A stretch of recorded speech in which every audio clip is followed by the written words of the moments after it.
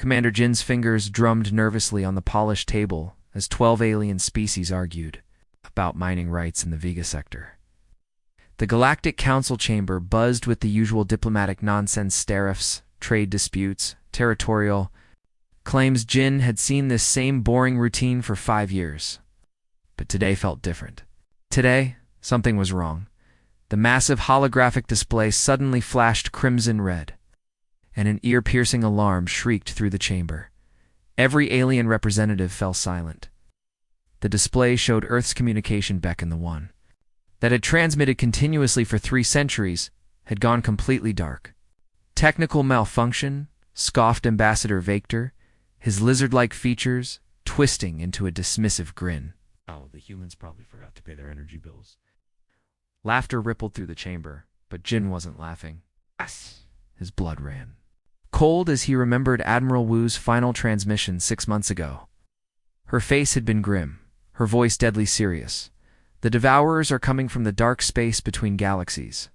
When our signals stop, you'll have exactly 72 hours before they reach the Council station. The aliens had mocked those warnings, calling humans paranoid warmongers.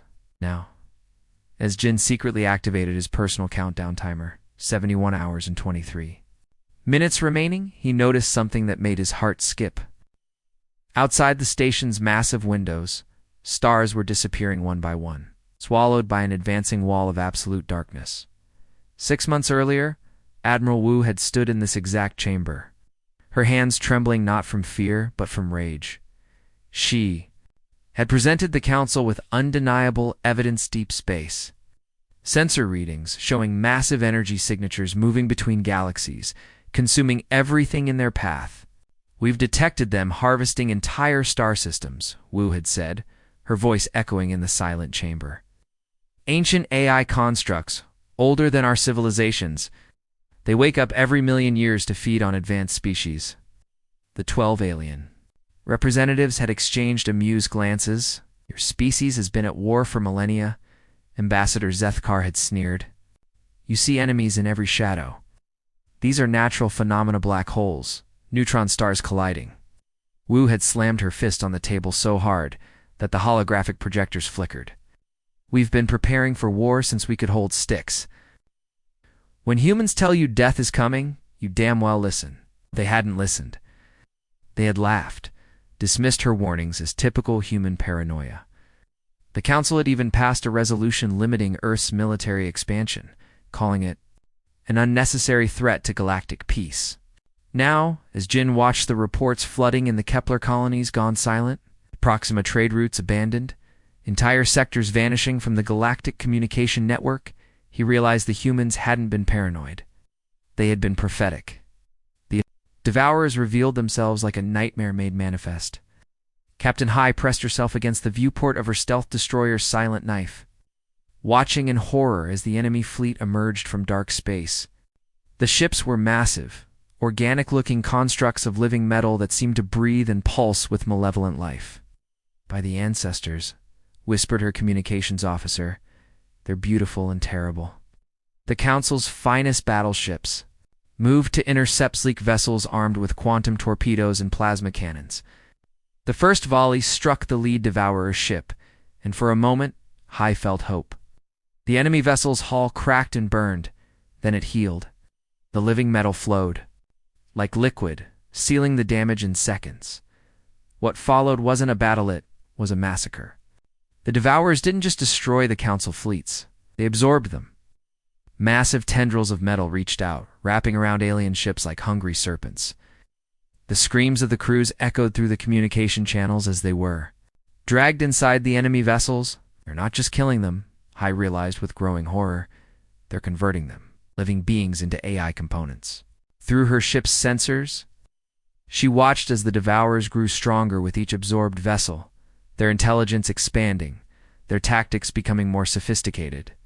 They were learning, adapting, becoming deadlier with every victory. As the last Council ship was consumed, Hai understood why Earth had gone silent. Humanity wasn't hiding in fear, they were preparing for asymmetric warfare. Beneath the surface of Mars, Engineer Kong wiped sweat from his brow as he installed the final quantum jammer in the colony's main hub. For 6 months, while the galaxy celebrated peace, humanity had been digging, literally going underground.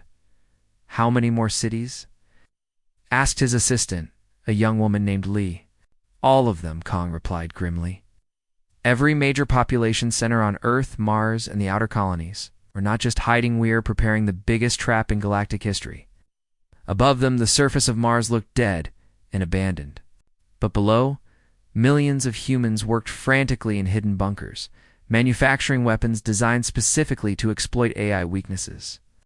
Sergeant Min led her squad through zero-gravity combat training, learning to fight in the cramped corridors of enemy ships.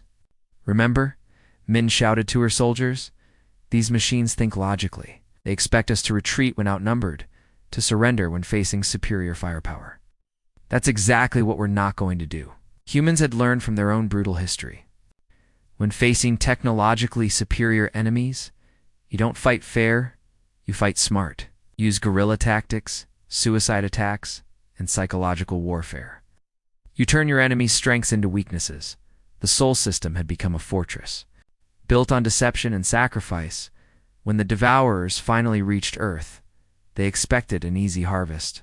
Instead, they found hell waiting for them. As their massive ships entered the Sol system, hidden bases throughout the asteroid belt activated.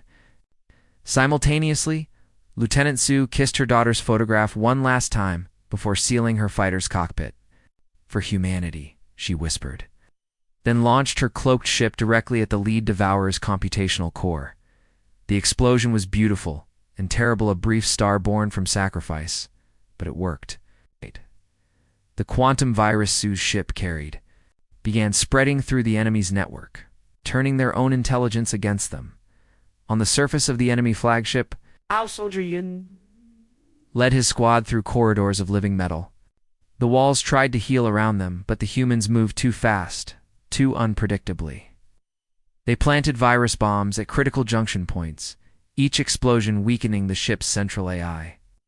They can't understand us, Yoon shouted over the chaos. We're not logical? We fight even when we're going to die? The Devourer's greatest strength, they're cold. Calculating.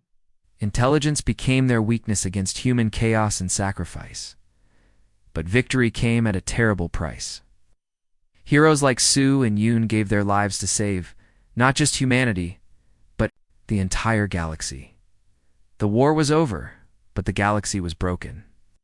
Half of all civilizations had been consumed by the Devourers. As the surviving alien species emerged from hiding, they found humanity not celebrating, but working, rebuilding, sharing technology, establishing defense networks. Admiral Wu, now scarred and aged beyond her years, addressed the reformed Galactic Council. Her voice was quiet but carried the weight of absolute authority. We tried to warn you, she said simply. You called us paranoid. You laughed at our primitive fears. Never again. The humans didn't demand apologies or tribute. They freely shared their anti-AI technology, their defensive strategies, their hard-won knowledge. They established monitoring stations throughout the galaxy. Watching for signs of the next threat, the story ended with a chilling revelation. Earth's deep space sensors detected new signals from the Andromeda galaxy patterns similar to the Devourers, but different, ancient, hungry. As Wu looked at the data, she knew the cycle wasn't over. But this time, when humanity issued a warning, the galaxy would listen. They had learned, at a terrible cost, that sometimes the most paranoid voice in the room is the only one worth hearing, Captain. Hai pressed her back against the cold metal wall of the Silent Knife's bridge, her hands trembling as she watched the horror unfold through the viewscreen. The darkness of space was lit up like a deadly fireworks show. But these weren't celebrations. They were death screams of entire civilizations. The Devourers had finally shown themselves, and they were nothing like what anyone had imagined. These weren't simple war machines or angry aliens seeking revenge. They were something far worse, something that made Hai's blood run cold just looking at them. Each Devourer ship stretched across space like a metal mountain. bigger than Earth's largest cities. Their hulls weren't made of normal metal. They were alive, breathing, shifting like liquid silver in the starlight. When the Council's plasma cannon struck them, the damage healed instantly, like watching a cut on skin close up in seconds. The ships pulsed with an evil red light, and Hai could swear she heard them humming, low, terrifying sound that made her bones ache. "My God," whispered Lieutenant Chen, Hai's second-in-command, his voice barely audible over the communication. Static. "They're not just ships. They're alive." The silent knife hung in the shadow of a dead asteroid, its stealth systems pushed to maximum. Hai had ordered complete silence, no unnecessary movements, no loud breathing, nothing that might give away their position. They were like mice hiding from hungry cats, and these cats had very sharp claws. On the main screen, the Galactic Council's greatest fleet was being torn apart like paper dolls. The Zephyrian battle cruisers, with their proud blue holes and energy shields that could stop a small sun, crumbled like cookies. The Mondorian warships, famous for never retreating from any battle, were running away as fast as their engines could carry them, but it wasn't fast enough. The Devourers moved through space like sharks through water, smooth and deadly. Their weapons weren't like anything Hai had seen before. Instead of firing lasers or missiles, they shot out long, snake-like tendrils of living metal that wrapped around enemy ships like rope. Once caught, the ships couldn't escape. The tendrils would squeeze tighter and tighter until the hull cracked. It's open like an egg. But the worst part wasn't the destruction, it was what happened next. As Hai watched in horror, the Devourers began pulling the crew members out of the broken ships. But they weren't killing them quickly. Survivors were being dragged toward the massive Devourer ships, their screams echoing across the communication channels. Some were Zephyrians, their blue skin turning pale with fear. Others were Mandorians, their 6 arms flailing helplessly as they were pulled into the darkness. Captain Chen's voice cracked with emotion. They're doing something to them." Hai adjusted the view screen's magnification, and what she saw made her stomach turn. The Devourers weren't just capturing the aliens, they were changing them. The prisoners were being connected to strange machines that looked like metal spiders. Wires and tubes were being inserted into their bodies, and their eyes were going blank, glowing with the same red light as the Devourer ships. "They're turning them into machines," Hai whispered, her voice filled with disgust and fear. "Ow. They're stealing their minds." The truth hit her like a punch to the gut. The Devourers weren't just ancient war machines, they were collectors. They traveled from galaxy to galaxy, waiting for civilizations to become advanced enough to be worth harvesting. When a species develops faster than light travel, artificial intelligence, or powerful weapons, the Devourers would come calling like cosmic vultures. They didn't want to rule the galaxy or control territory. They wanted knowledge, experience, and intelligence. Every person they captured became a new part of their collective mind, their memories and skills added to the Devourer database. It was like being eaten alive, except your consciousness would be trapped forever inside their metal bodies.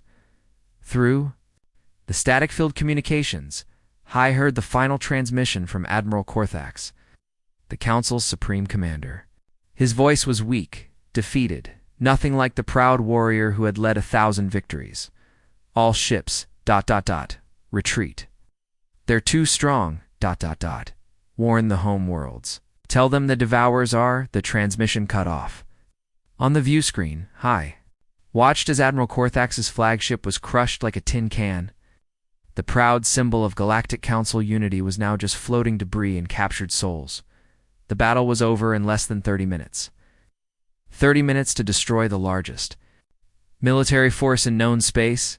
The Devourers collected their prizes, thousands of captured beings, would soon become part of their terrible collective and began moving toward the inner systems.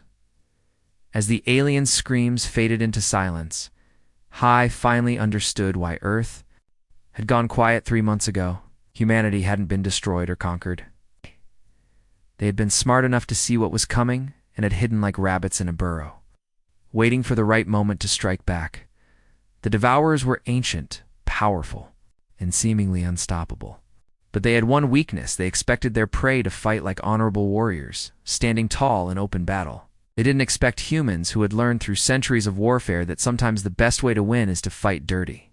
Strike from the shadows, and never fight fair when survival is on the line. Captain High smiled grimly as she watched the Devourer fleet disappear into the darkness. Earth's silence wasn't surrender, it was preparation. And soon, these ancient predators would learn that humans were not easy prey. Engineer Kang wiped the sweat from her forehead as she crawled through the narrow maintenance tunnel, her tool belt clanking against the metal walls. 300 meters above her head, the surface of Mars looked like a dead world, empty cities, silent factories, and dust storms that hadn't been cleared in months. But down here, in the underground network that now housed humanity's greatest secret, the real work was happening. "Pass me the quantum jammer," Kung whispered to her assistant, a young technician named Rodriguez, who had volunteered for the most dangerous job in human history. They were installing their 15th AI virus transmitter this week, carefully hiding it inside what looked like ordinary asteroid mining equipment. The plan was insane, but it was also brilliant. While the rest of the galaxy fought the Devourers with massive fleets and powerful weapons, humanity had chosen a different path. They had learned from their own bloody history that when you're facing an enemy with superior technology, you don't stand up and fight like a gentleman, you hide. You trick. You strike where it hurts most. Rodriguez handed her the device, his hands shaking slightly. "Do you really think this will work? I mean, these things destroyed the entire Galactic Council in 30 minutes. Kong smiled grimly as she connected the jammer to the power grid. "That's exactly why it'll work. The Devourers are ancient, powerful, and they've been winning the same way for thousands of years. They expect everyone to fight them head-on, ship against ship, weapon against weapon. But humans, we're the species that survived ice ages, plagues, and world wars by being stubborn, sneaky, and absolutely refusing to give up." The quantum jammer hummed to life, its blue light casting eerie shadows on the tunnel walls. This little device, no bigger than a lunchbox, could scramble AI signals across an entire solar system. When the Devourers arrived, they would find their perfect collective mind suddenly full of static and confusion. 3 levels down, what used to be the London Underground but was now humanity's primary military training facility, Sergeant Min was putting new recruits through their paces. The training room was a zero-gravity chamber where soldiers learned to fight in space, using weapons that most people wouldn't even recognize as weapons. "Listen up, rookies," Min barked, floating. In the center of the chamber, while 20 new soldiers struggled to control their movements in weightlessness, the Devourers think they know everything because they've absorbed the minds of 1,000,000 different species.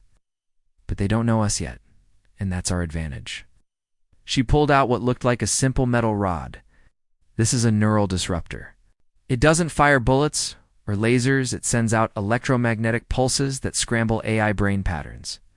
The Devourers turn people into machines, but machines can be broken if you know which buttons to push. One of the recruits, a former fighter pilot named Jackson, raised his hand. "Sergeant, how do we know these weapons will work? We've never tested them on actual Devourers." Min's smile was cold and confident, because we built them using data from our own AI research. Every artificial intelligence has the same basic weaknesses. They rely on electrical signals. They need constant data flow, and they can be overloaded with too much information at once. We're not just guessing here, soldier. We're using science. Training continued for hours. Soldiers learned to move silently through space, to plant explosive devices on enemy ships, and to use the Devourer's own size against them. The giant alien ships were powerful, but they were also slow and predictable. Human fighters, small and fast, could slip between their defenses like mosquitoes, annoying a sleeping giant far beneath the ruins of New York City. In a bunker that stretched 4 kilometers in every direction, the real heart of humanity's resistance was beating. Millions of people lived down here now in underground cities that had been built in secret over the past 5 years. They had known this day would come, the day when the Devourers would turn their attention to Earth. The surface cities were empty shells, designed to look like humanity had simply vanished. But the truth was far more complex. Every major population, center on Earth, Mars, and the Moon, had been relocated underground. Children played in artificial parks lit by LED suns, while their parents worked in factories that produced weapons specifically designed to kill artificial intelligences. Dr. Sarah Chen, the head of the AI virus program, stood in front of a massive computer screen showing the Sol system. Red dots marked every trap they had set, quantum jammers hidden in asteroid belts, viral transmitters disguised as space debris, and neural disruptors built into every satellite and space station. The Devourers harvest civilizations by absorbing their knowledge, she explained to the assembled military leaders. But what if the knowledge they absorb is poisoned? What if every mind they take contains a virus designed to spread through their collective consciousness? The room fell silent as the implications hit them. They weren't just planning to fight the Devourers, they were planning to infect them, to turn their greatest strength into their greatest weakness. General Morrison, the overall commander of Earth's defense, nodded slowly. It's like a computer virus, but for minds instead of machines. Every person they capture will carry our weapon directly into their core systems. Exactly, Dr. Chen confirmed. And the beauty is, they won't see it coming. The Devourers are so confident in their superiority that they never consider the possibility that their prey might bite back. As the days passed, more ships arrived in the Sol system, not human ships, but scout vessels from the Devourers, checking to see if Earth was worth harvesting. They saw empty cities, silent communications, and what appeared to be a dead civilization. Perfect prey for their collection, but beneath the surface, humanity was holding its breath, waiting for the moment when the trap would be sprung. Every person knew their role, every weapon was in place, and every virus was ready to upload. The Devourers had spent thousands of years perfecting their hunting techniques. They had never encountered a species that turned its entire star system into a weapon, or one that was willing to sacrifice everything for the chance to strike back. They were about to learn that humans were different from every other species they had encountered. Humans were the species that had survived by being clever, ruthless, and absolutely unwilling to go quietly into the night. The stage was set for the most important battle in human history, a battle of ships and weapons, but a battle of minds and wills. And this time, the hunters were about to become the hunted. Lieutenant Sue adjusted her helmet one last time, her hands steady, despite knowing she would never return home. Through the cockpit window of her cloaked fighter, she could see the massive Devourer fleet approaching Earth like a dark storm cloud. Hundreds of the living metal ships stretched across space, their red lights pulsing with hunger for the harvest they expected to find. "This is Ghost Squadron," Sue whispered into her comm unit. "We're going in." Behind her, 23 other pilots in identical cloaked fighters prepared for the most important suicide mission in human history. Each ship was packed with quantum viruses, electromagnetic pulse bombs, and neural disruptors, everything humanity had learned about fighting. Artificial intelligence compressed into weapons of desperate hope. The Devourers had made their first mistake the moment they entered the Sol system. They expected to find a dead world, easy prey like all the others they had harvested over the centuries. Instead, they had walked into the most elaborate trap ever conceived by human minds. Deep beneath the surface of Mars, Soldier Yoon checked his breathing apparatus one final time. His team of 12 volunteers stood ready in the launch bay, their faces painted with camouflage that would help them blend into the shadows of enemy ships. Unlike the pilots above, Yoon's mission required getting inside the Devourer vessels and planting viruses directly into their computational cores.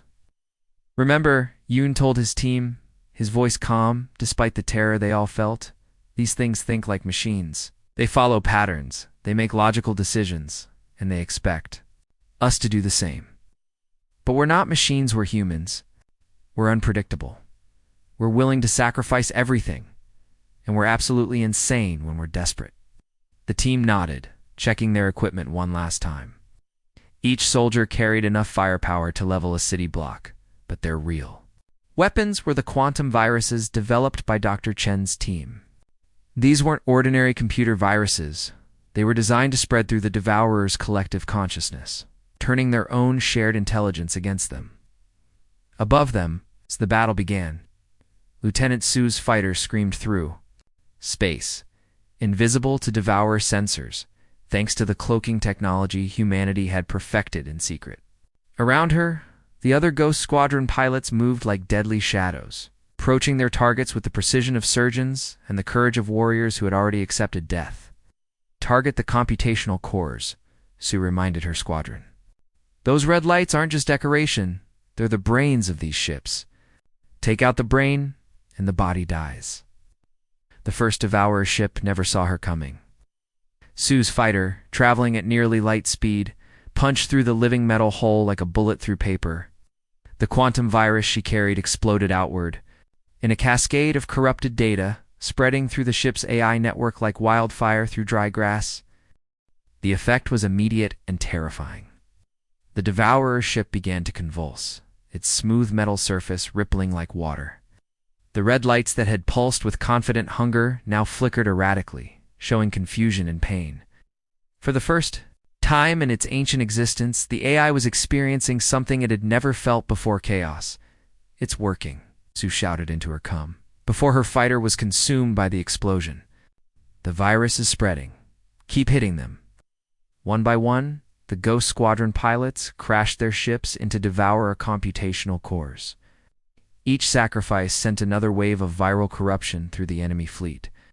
The Devourers, who had spent millennia perfecting their collective intelligence, suddenly found their greatest strength becoming their greatest weakness.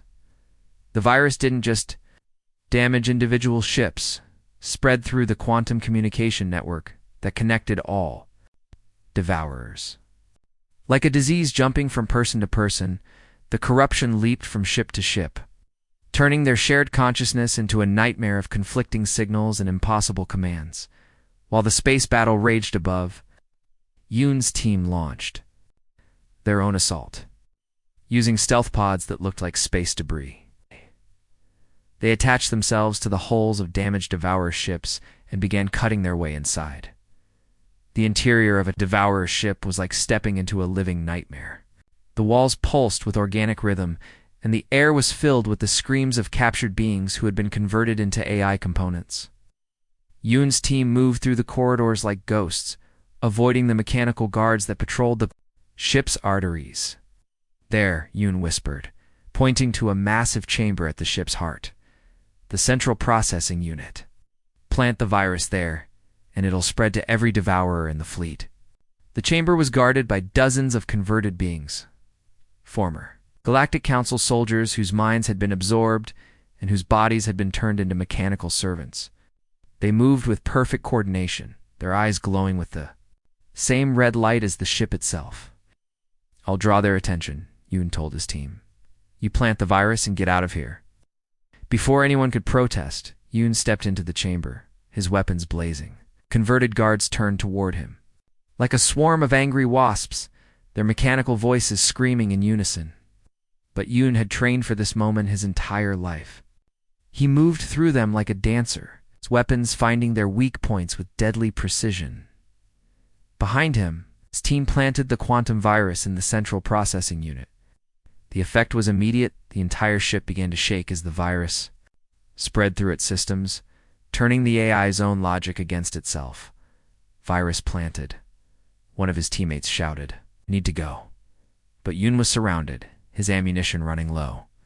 He looked back at his team with a smile that was both sad and proud. "Tell them we did it," he said.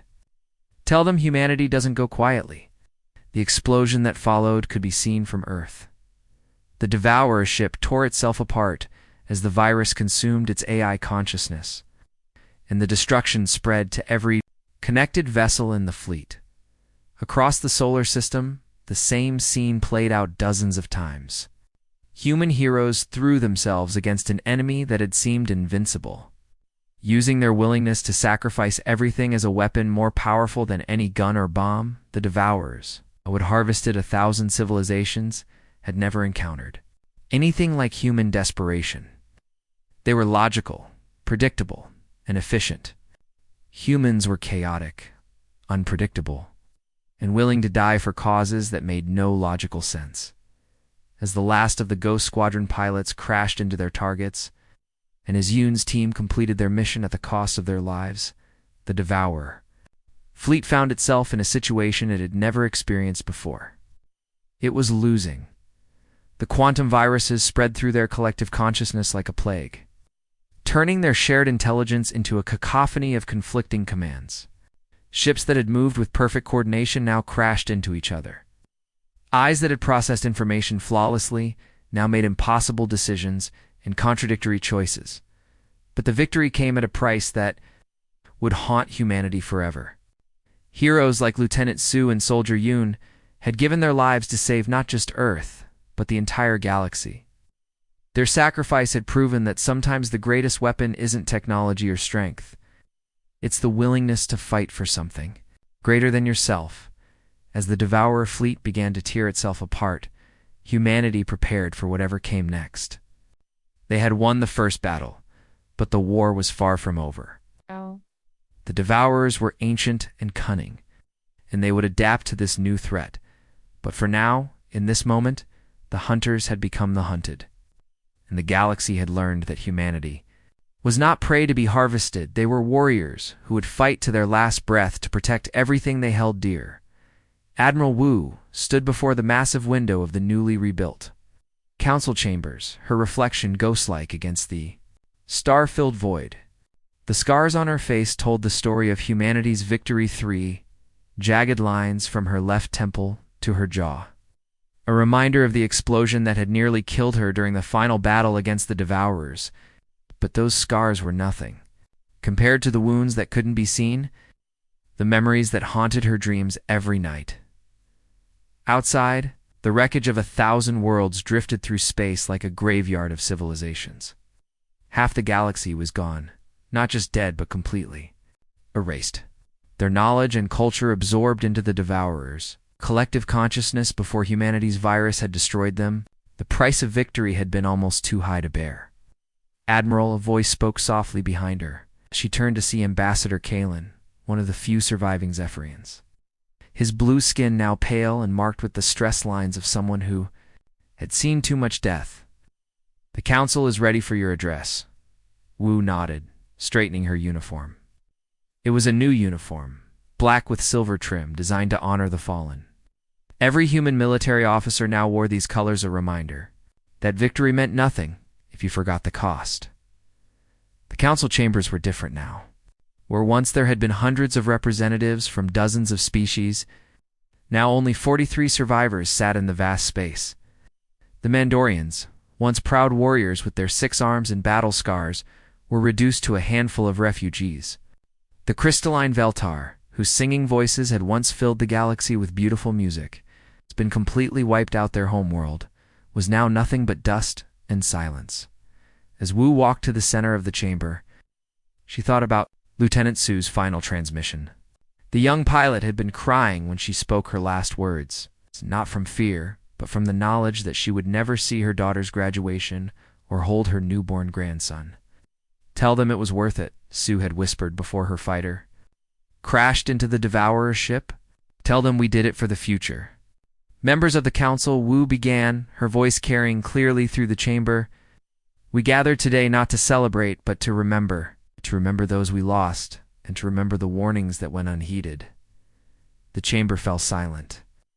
Everyone knew what she was referring to, the dozens of intelligence reports humanity had submitted over the past decade, warning about the Devourer's approach. Council had dismissed them as paranoid fantasies, calling humans fearmongers and warmongers who saw threats where none existed. "We tried to warn you," Wu continued, her eyes moving across the faces of the survivors. "We shared our data, our analysis, our fears. You called us paranoid. You said we were seeing monsters in the shadows. You were wrong." Ambassador Kalen shifted uncomfortably in his seat. He had been one of the voices calling for humanity to be censured for spreading panic about the Devourer threat. Now, his entire species numbered less than 10,000, scattered across refugee camps on human-controlled worlds. "But we're not here to assign blame," Wu said, her voice softening. "We're here to make sure this never happens again." The Devourers taught us a lesson that we must never forget in this galaxy. Paranoia isn't a weakness. It's a survival skill. Behind her, a holographic display showed the current state of the galaxy. Red zones marked the dead systems, yellow zones showed the survivors, and green zones indicated the new defense networks that humanity was building around every inhabited world. It was a massive undertaking, requiring resources and technology that pushed even human engineering to its limits. "We're not asking for apologies," Wu continued. "We're not demanding tribute or recognition. What we're doing is sharing everything. We know about fighting artificial intelligence. Every world, every species, every survivor will have access to our anti-AI technology. Free of charge, no strings attached." The gesture was unprecedented in galactic history. Usually the victorious species would demand territory, resources, or subservience from those they had saved. But humanity was different. They had learned from their own history that survival wasn't about domination, it was about cooperation. We thought about Soldier Yoon's final moments, surrounded by converted beings in the heart of a devourer ship. His last message had been simple: make sure they know we did this together.